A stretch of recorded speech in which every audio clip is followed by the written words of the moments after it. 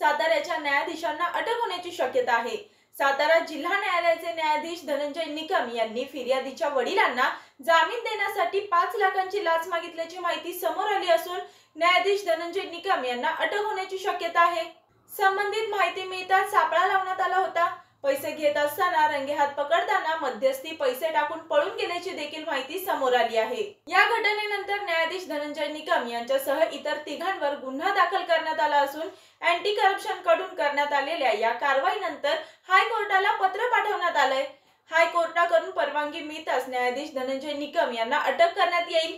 अतिशय लज्जास्पद अशी ही गोष्ट साताऱ्यातून समोर आली असून न्याय देणारे न्यायाधीशच भ्रष्टाचाराच्या भोवऱ्यात अडकल्याचं दिसून येत आहे।